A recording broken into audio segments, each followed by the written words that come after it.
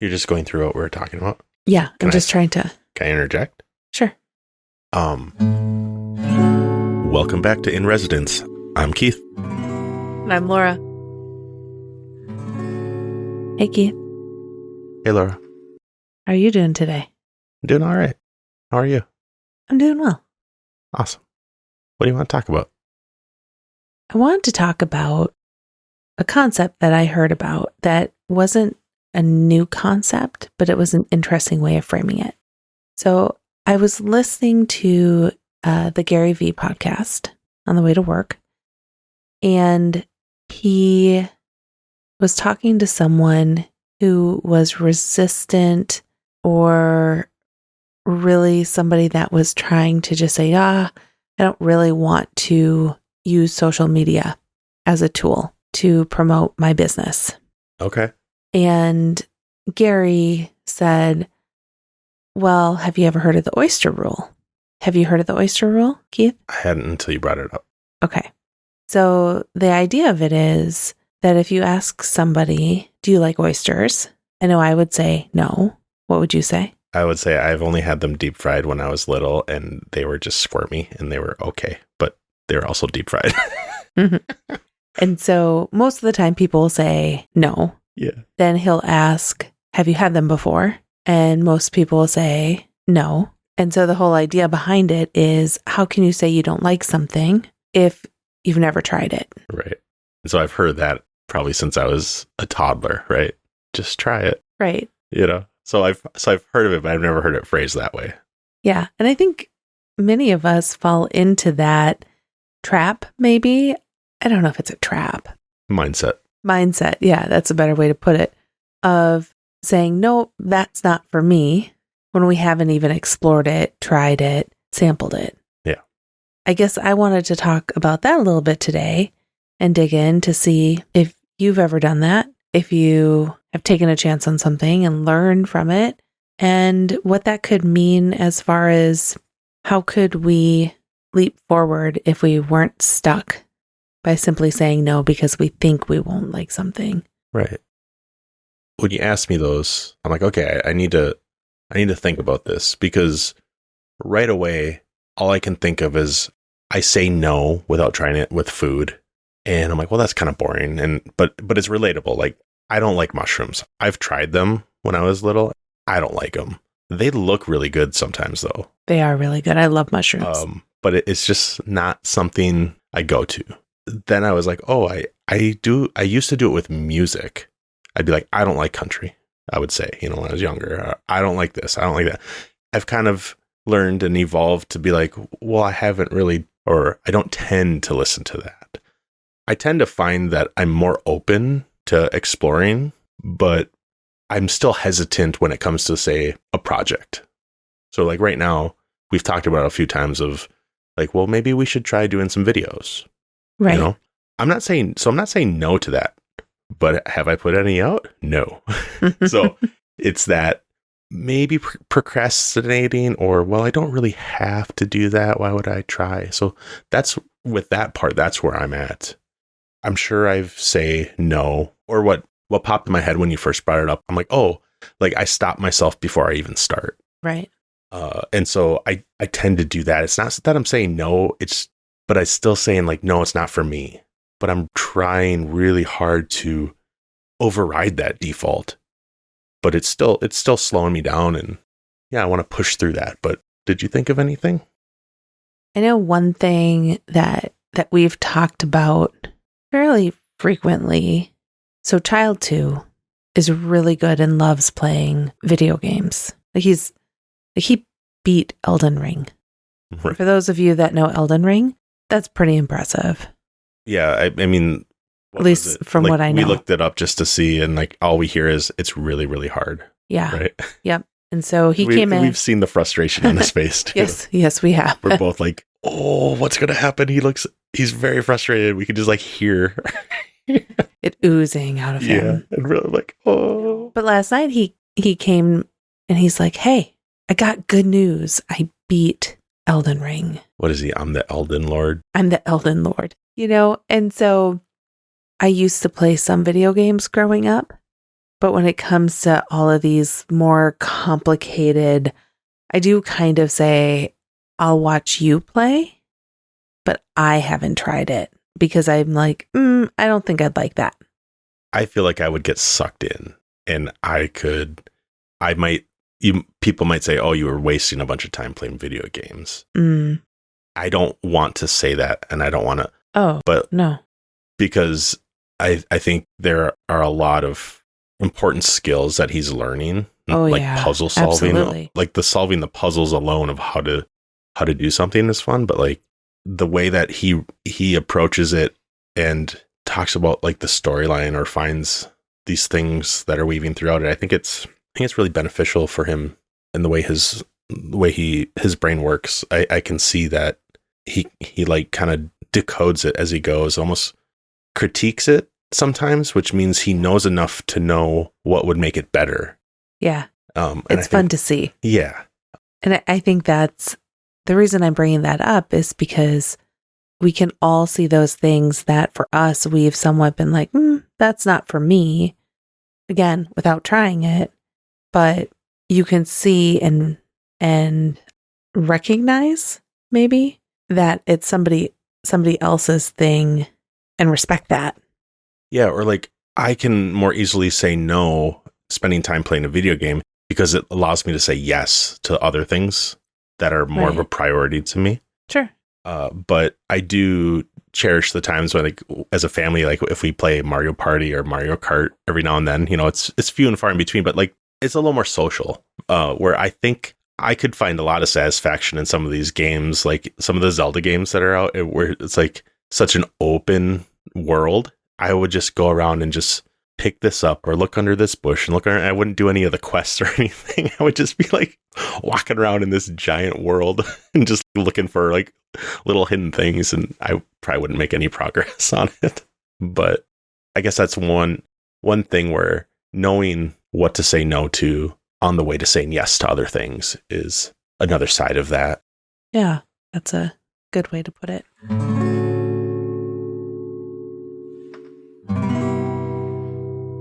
So has there ever been anything that you simply said, that isn't for me, I don't like that, and I haven't tried it, and you haven't gone back and said, maybe I should try this before I just say no. Maybe I should dig deeper. Is there anything that you flatly just said, not for me, and not tried? I'm sure there is. I like the things that come to mind that I would say no to was music when I was younger. And just be like, that's not for me.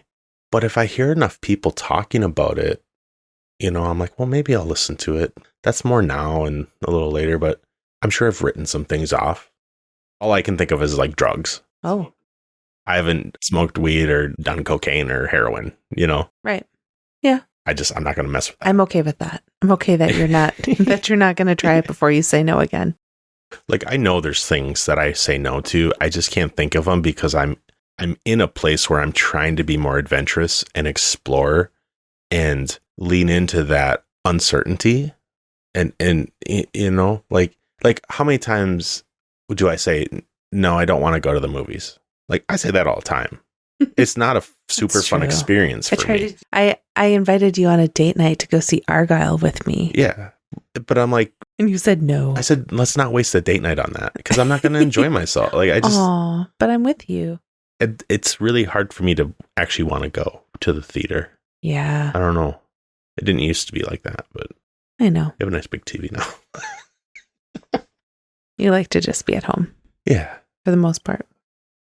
But I did mean what I said is like, I'm not trying to say no to the things that make me like uncomfortable or I'm not sure I'll like it. So that's why I'm having a hard time. Like, can you think of anything like where someone would ask you something and then you would like use me as an excuse of why you can't? Like, that's kind of like the couple thing, right? Like, well, let me check with my partner. And then it's like, no, sorry, we're busy. Like, going out and singing karaoke. Not for you? Not for me. I've done that though. Once or twice. What a shame. Why? Because you have a nice voice. So is there anything that you said no to right away and then you said yes to and you're like, dang, I'm really glad I said yes to try this because I do like it. First thing that pops in my head with that is going to the Indy 500.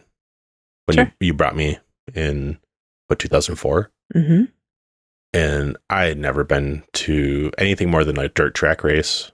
I hadn't been to a race probably since I was like 11 or 12. I didn't grow up watching NASCAR or anything like that. I figured it was all the same. I didn't know what IndyCar was. And I'm like, I don't really want to go and watch people go in circles. That sounds really boring. You're like, it's so much fun. I'm like, okay, I'll give it a try. You know, obviously I'm gonna go with you, you know. We were dating, right? And so it rained almost the whole time. Sure did. And I know you're like, you're never gonna want to come back. And I'm like, oh, it was great. It was fun.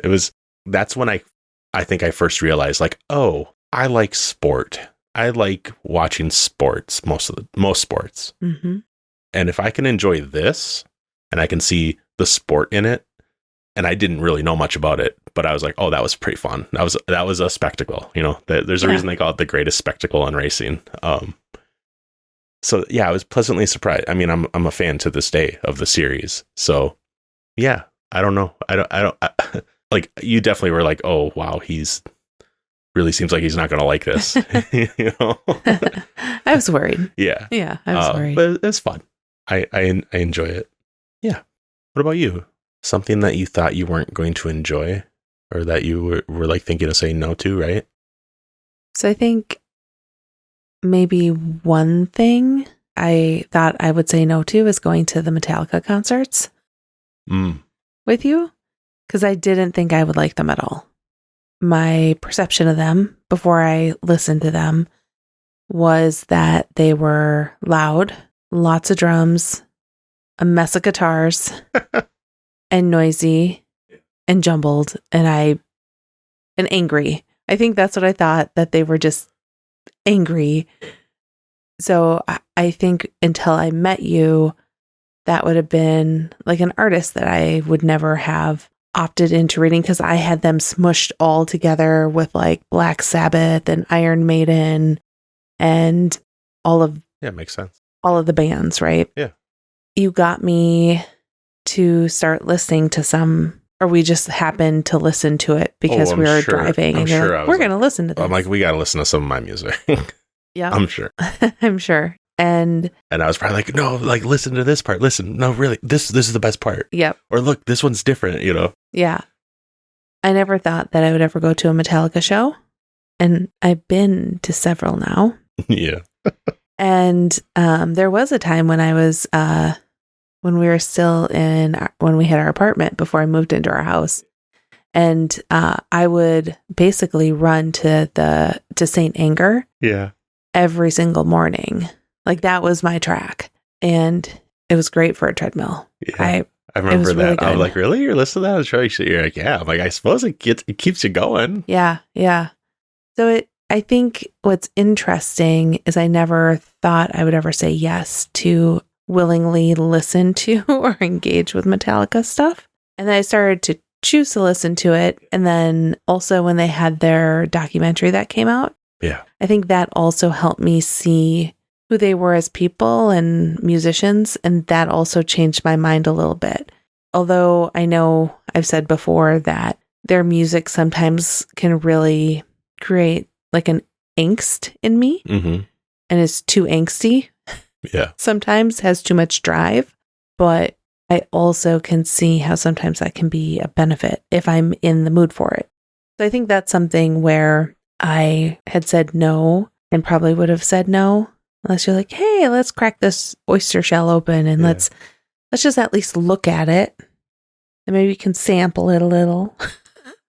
So that's maybe an example of a time when my world was open to it. And I might not be like, they are my favorite band, I'm their number one fan right now. But at least I'm like, yeah, it's pretty good. I just remembered that I was so jealous of you that one summer you went out for that internship in New Jersey. Oh, yeah, in Montclair. They had a screening of some kind of monster, the documentary. And you're like, they're doing a screening here with the director. In Montclair. You're like, I think I'm going to go. I'm like, I am so jealous right now. And you went and you got to I got to meet the director, and Yeah. it was great. And I'm like, oh, so jealous. I think you brought back some stickers and some, like Some maybe a guitar pick or stickers something. I can't remember. Possibly. Yeah. There was like some swag that you got from going to it. And I'm like, I'm so jealous. Yeah. Like, that you're was so fun. cool. Yeah. That was fun. You kind of did the same thing for me with musical theater. Oh, really? Yeah. I don't think like Rent. Right. Like I knew Rent's about great. it, but I never listened to it or saw it. Wicked. Like we went and saw Wicked on our honeymoon. Yeah. Avenue Q. Like we and like going to Chicago, like we would go see the Book of Mormon. Oh, We saw sure. Hamilton there. Big Fish. Yep. Like we would rush Avenue Q. Did we see Avenue was Q in there? New York. New York. That was in New. Yeah, we saw that right off of Broadway. That's Like, right. That was amazing. That's right. And I don't even think we'd heard of it. We were just there, and it happened to be there. And Yeah. We got rush tickets. we got rush tickets, and You got it. it was epic. I think, yeah, we rushed Book of Mormon twice in Chicago. But like, I mean, I enjoyed music growing up, and I was part of the play productions, and like I wasn't like singing and tap dancing and stuff. So I never really thought I'd enjoy it as much as I do, so. Well, and you're making me think through, because both of our last examples about that, it kind of took each other to open each other's world to it, and also to curate it in a way that it was better than if we had just stumbled upon something that was like, meh. I think it really helps, like a recommendation from somebody that you can kind of trust. Mm-hmm. I think it helps like ease you into something, eases that transition. I guess it's kind of hand holding in a way, but like when it comes to music, you almost need to be like, seriously, just give it a try, just listen through it and then let me know. And then we can talk, you can't really be there. It's kind of hard if you're there and like trying to point things out the whole time. It still has to be kind of like, you have to decide and choose to go on that journey. I mean, recommendations, I'm always looking for them for books and for music. Because there's such a variety, it's so hard. Like I'll get the overwhelm and I won't make a choice. Right. So. Yeah, I actually, for books, because that's maybe another oyster for me growing up, because I didn't like to read. We've talked about this probably way too much, but I didn't like to read. And so I find when I commit to reading that I like to have a good recommendation of something that's going to catch me. And then I also have a rule with myself. If I get to 100 pages, I'm not feeling it, I can stop reading and there are no questions asked. It just goes back on the shelf or gets donated or passed on to someone, someone who wants it. But I think that's another one where those recommendations, I think, are so important. Kind of to go back to the oyster metaphor. Is that right? It's almost like you're saying yes to trying the oyster, but the oyster is coming from a restaurant that does oysters really well. It's prepared in the way that should be, that it's not week old. I have no idea about oysters. Definitely don't want week old oysters. Gross. No, but you know what I mean? It's not like week old, slimy, stinky ones, but like ones that are actually really well prepared and done. That's what I'm thinking about as we're talking about these examples of when we've said yes to something we originally would say no to. Part of the reason that we actually enjoyed that is because we did have kind of a curated experience from somebody that knew it better than ourselves. Yeah. So after thinking about these kinds of things and I was kind of struggling, right, to think of the things that I say no to, and then what did I think about saying no to, but then I was like, well, I'll give it a shot, right?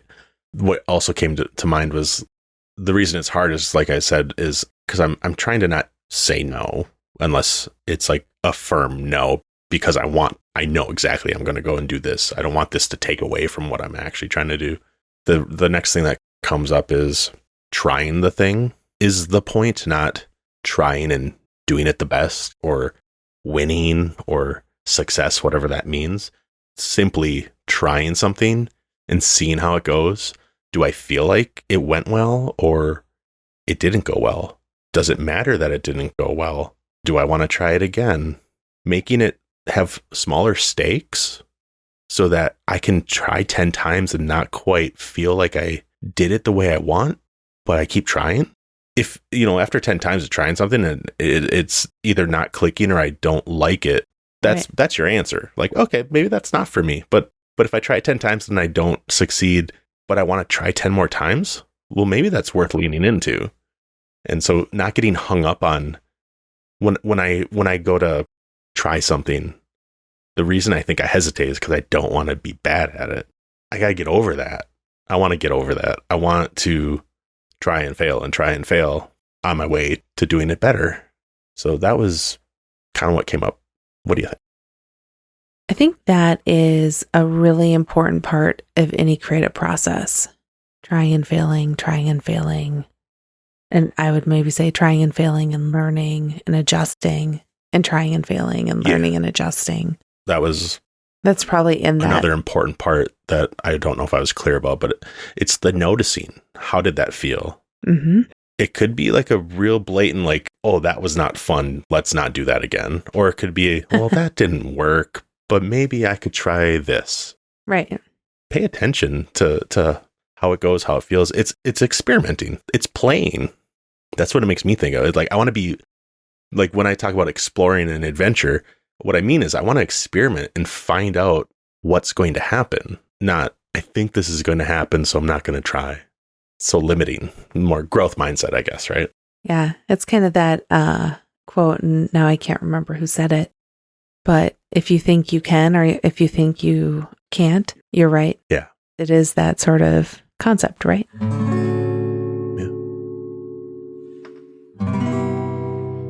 I guess the thing I'm thinking about right now is at this point in our lives, we have a lot of things that we want to do and have to prioritize and think through, what am I going to invest my time in? What am I going to spend my time on? Wouldn't it just be easier sometimes to say no? Not for me, not going to try it. Is there any time that's okay? Oh, yeah. Lots of times. Like if it's to set me up to be there for you or the kids or for myself, for that matter. If it's simply, it's just, if I'm going to say yes and stretch myself too thin where I'm not showing up for my core group, which is my family and my friends, right? Yeah, it's totally okay to say no. Like, that's my point. Isn't that, oh, we should never say no. It's maybe my first knee-jerk reaction shouldn't be no.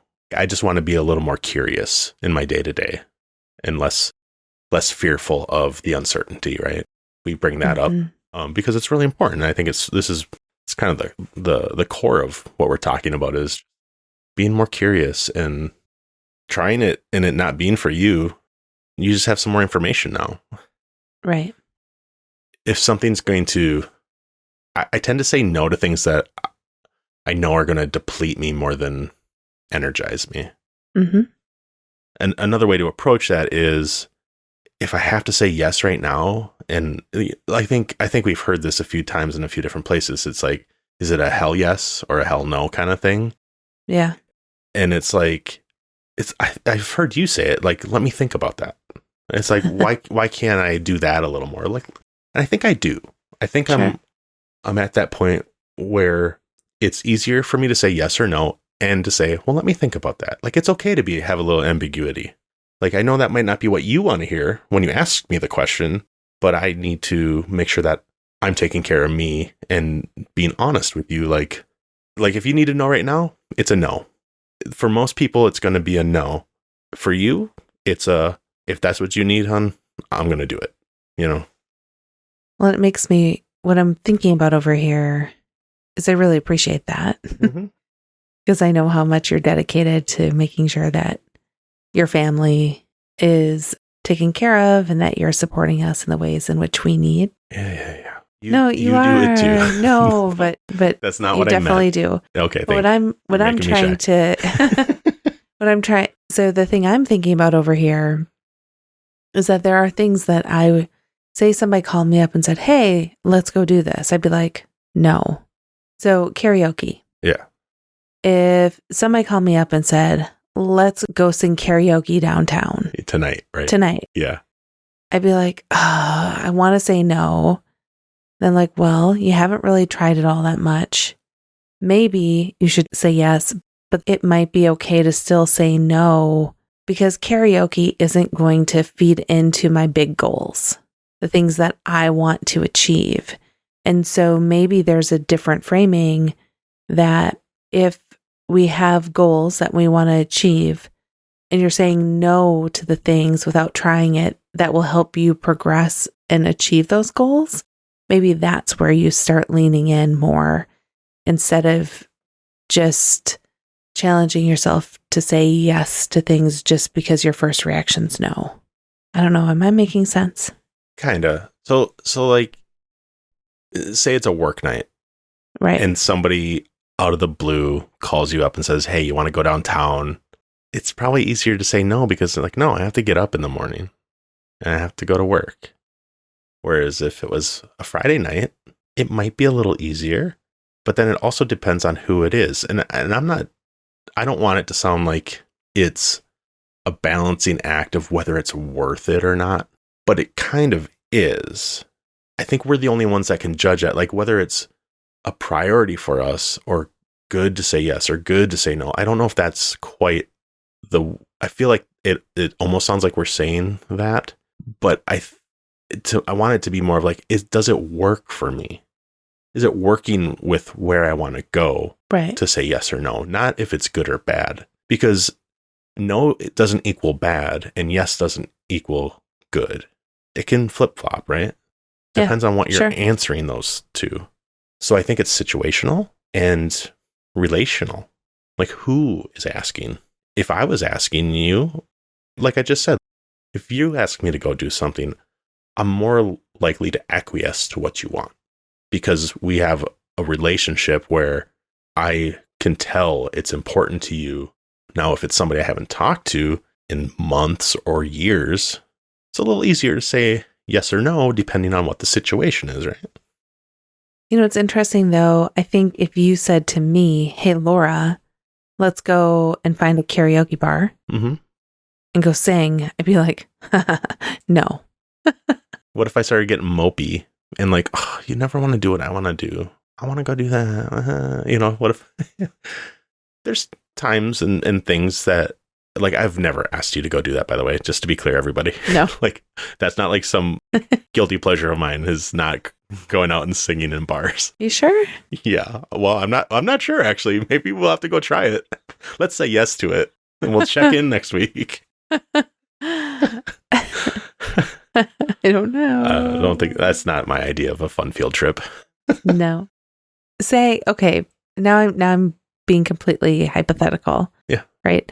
But say my goal was to become a singer and put myself out there, do open mic nights, trying to get more comfortable in front of crowds, things like that. Maybe karaoke and challenge myself to do that and be uncomfortable. Maybe that would be something I should push myself to try first. So you just said to be uncomfortable. Is that why you say no to it in the first place? Is because it's uncomfortable? Because it sounds like it would be uncomfortable, yeah. Okay. The whole, like, one of the premises of this is for us to talk about pushing through uncomfortable situations so that we can grow. Well, you're funny. Well, but I think it's two things. I think because it's uncomfortable, but then also I think because it doesn't align with other things I want to accomplish. Yeah. And so if it was something I was doing to help relax and unplug, it would not do that for me. Right. Granted, do I know? Oh gosh. We are not going to end up doing karaoke, are we? I hope not. This is not how. No, this is not making our point. This is it? No. Okay.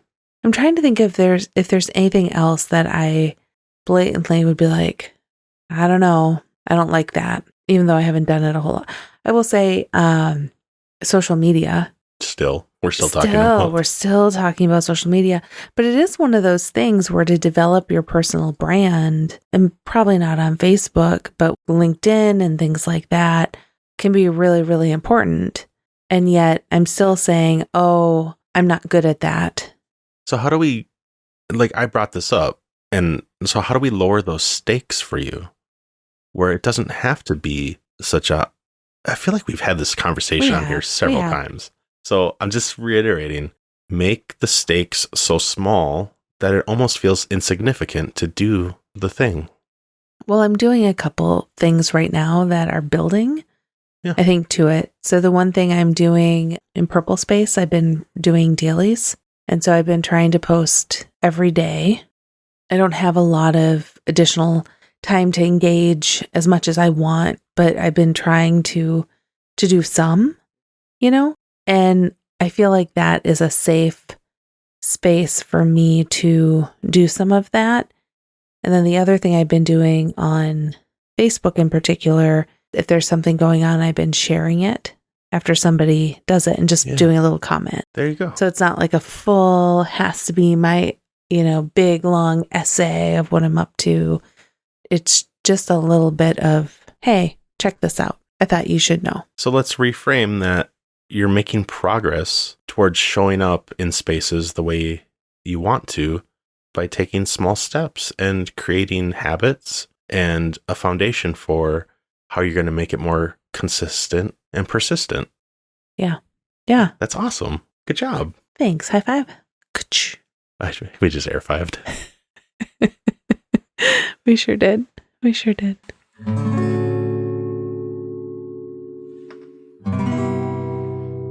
So running with the oyster metaphor. Sure. Do you have anything that comes to mind if I ask you, do you have anything that you use that's like hot sauce that you would like dash on these oysters to make them maybe a little more palatable?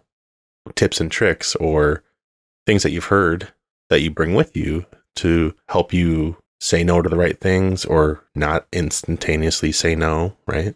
Those, I guess, things that propel you, like for me saying, yeah, I'll go to the race with you. I'll give it a shot. So what was your hot sauce then? You.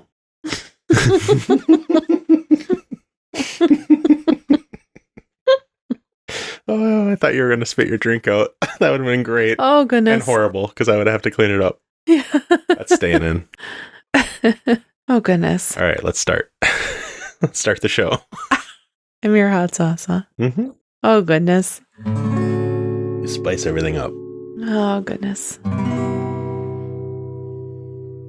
I think that's an interesting concept. Because I think we're past the, I'm not going to like this, so no. I think we're more in the realm of, I'm not quite sure.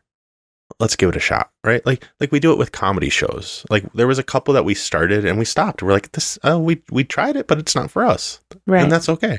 And then we go and we try another one. And we're like, oh, this is great. Let's find more of their I didn't stuff. know if I was going to like this flavor, but I do. Where's some more? I think that's one interesting thing is maybe giving yourself the permission going into it of, if this isn't for me and I actually don't like this, I don't have to be forced to continue to try it. Yeah. Like the comedy show, like when I read a book and I stop at page 100. Yeah. I give it kind of a taste test, so to speak. Yeah. Small bites. Hey, we're coming up with all kinds of little metaphors. I love it. I think that's important to give yourself the permission to say, okay, I'm not going to have 6 of these. I'm going to have one, try it, and then make my mind up. Or I'm going to try one, maybe the second one, I'll put some hot sauce on it, see if that's better. And then if I still don't like it, that's okay. I'm trying to find that I brought up the video thing because it's something I want to try. Like it might not even be for me or for us. Right. So I think there is something about a podcast that's audio only. And we've heard it from people where it feels more intimate. It feels more conversational. Maybe video would take away from that, but maybe it'll add. I'm not sure. But yeah, I got to kind of figure out, how do I make it so I can take a small bite instead of I need to make sure that this works. Like it might not work, and that can be okay. Like I definitely don't want to get food poisoning. Right. Right. like that's one of the things that came up. Like I have no problem saying no to food because I've had food poisoning before. It is not fun. I've had it multiple times. Yeah. So I'm fairly skittish about trying things where I'm like, that doesn't look quite right, or that doesn't smell quite right. Yes. Yes, you are. Yeah. So my point was, like, I need to find out what those little things are that I can add to this task that I'm trying to approach that'll simply make me try it and not make it such a big bite, right? Small steps, small bites. It makes sense when you say it out loud, but it's like, if it really made sense with me, I would have done it already. I wouldn't be talking about it. But I'm on the precipice. I know it's going to happen because I'm talking about it, and it's helping me realize, like, oh, I'm being kind of silly. Put out a 60-second short. Yeah. That's a video, Right. So I will say one thing, and this is going back to when I first started running, I would use music as my hot sauce, or a book. Like, I would read on the treadmill. I would fall over trying to do the book. I've tried, and I almost, even with like a show on like the iPad, I almost fell over. Did you really? Yeah, I can't read in a car either. Mostly because I always want to drive, but really, if I'm a passenger, I can't read. I get car sick. Gosh, I love having a show on if I'm on the treadmill. A rower, on the other hand, is awesome with a show on the rowing machine. Oh yeah, I put it on the window ledge. Oh yeah, and I haven't done that before. It's amazing. I bet that's great. Yeah, sorry, I didn't mean to interrupt. No, but that's like one way. Yeah. Even this week, I had a training run, and I really didn't want to. I'm like, just go. You get to watch an episode or two of the Minda Project. That's the show I'm watching right now. I love Mindy Kaling. It's like your show. Yeah. Because I said no to it. Because I'm like, I'm not really interested. You can watch that without me. I was kind of like, yes. Yeah. So that means I can watch it, and I don't have to wait for you. I do a similar thing with chores around the house. Okay. I flip it to, I have to do, because like, they're not that bad. I know I've said this before, but like, it's so fun to realize, like, oh, I get to listen to a podcast right now. And, it doesn't have to be a book to learn, but I also like to do that. Like, my walk is a time to listen to a book. Yeah. And so I'm trying to incorporate that stuff, but I forget that those are little tactics, that little treats that help me make the better decision for myself, I guess. I think the other thing, you were kind of joking of, like, me being the hot sauce to get you to, like, say yes to something you typically would say no. Okay, I took it as a joke. No, but I think... I said yes because you asked me. But I think people are something like that for me, too. I'll be willing to do something if you want to do it, like kind of what you're saying, or if the kids are interested, right? So... I never thought I would know so much about Elden Ring. Right. But I definitely know. Like, I know the Black Blade is supposed to be fantastic. And so is the... Blasphemous sword? Blasphemous sword. Yeah. Because they heal you. Okay. Yeah. I don't know what they do. I just know they're awesome, apparently. No, but it's those sort of things where things that you would automatically be like, oh, I don't really need to dig into this right now. Sometimes you do, because... it's also important to those around you. So that makes me think of accountability partners. Oh, sure. I think that's a big thing between us that, like, we don't emphasize. It's just kind of there, and I don't even know if we really acknowledge it, but we help support each other and maybe almost push each other to do better or be better in a way. Like, that accountability, right? Like, So applying that to maybe some other tasks that are going to get you where you want to go, relationships are really important in that aspect. Yeah. Whether it's like running, right? Like an accountability partner, like, yeah, I did my run today, or like me, I went for my walk, or I went and I did that session on the weekend I wanted to do in the gym, and like a high five. Like, I think that's a really important thing that we could utilize, but it could also feel maybe like another step of daunting of putting somebody out or being on the hook, like it could be double-edged sword in a way, but finding the right mix of who can help me, if I want to do this, well, how do I set up metrics, I guess, or something? I don't know. I'm rambling now. Just at its core, though, I think accountability and accountability partners is really important. I found it works the best when you have people that you trust, that know when to give you grace. Yeah. And help you have grace for yourself, and when to push. Because I know you and I, we definitely can tell when one or the other of us just needs to vent or be heard or process, and when there's a little bit of a, okay, this is an opportunity to reframe and mirror back a little bit, a slight challenge. And we also have a relationship or it's, I hope others have the same relationship or can find an accountability partner that if you don't know that, the other person can say, no, that's not what I need right now. Like, yeah. I don't need we say that. Yeah. Like, no, I just need you to listen. Right. I don't need your advice. Right. I don't need you to fix it. I say that to you. Like, I just need you to listen to me right now. I don't need you to fix it. And you'll say that to yourself. You're like, sorry, I'm trying to fix it. No, I catch myself. I'm like, sorry, you do. I'm trying to give you solutions. It's my default because I don't want things to be the way they are. It comes from a loving place. I think that's just as important, if not more important, because you can't always read what the other person wants. And no. So I think that's a really good sign if you can say, okay, hold on. I get what you're doing, but that's not what I need right now. Right. That seems pretty crucial. Yeah, I agree. So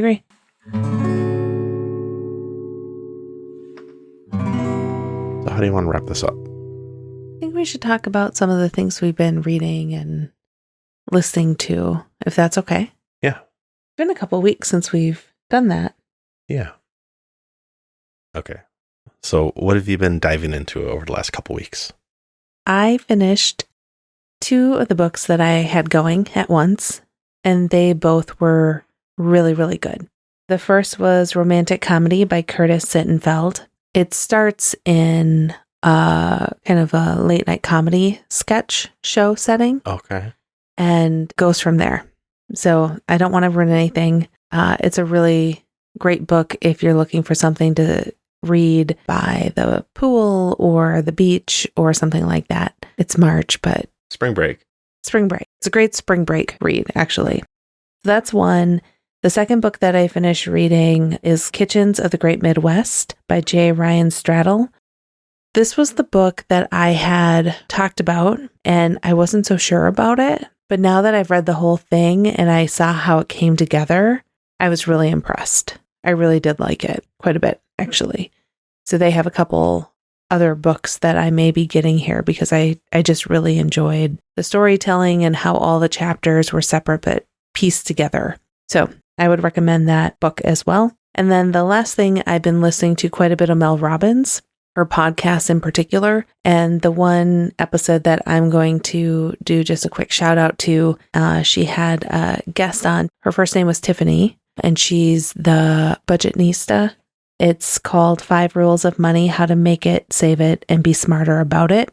I think there's lots of great tips and tricks on there.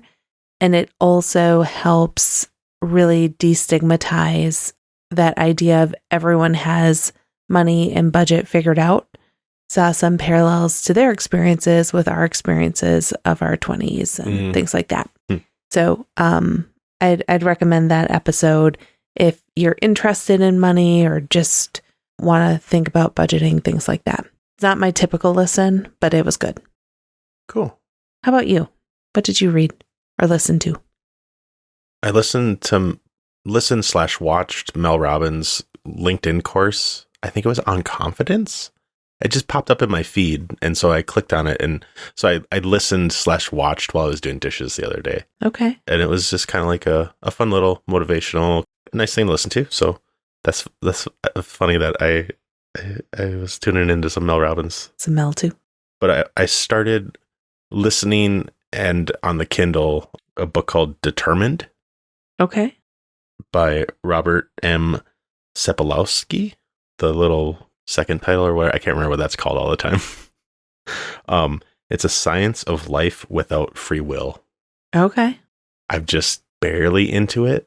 He did an interview or like a conversation with Seth. That's how I learned about it. And I'm like, oh, this'll be interesting and something for me to dive into and think about. And I'm thinking about it.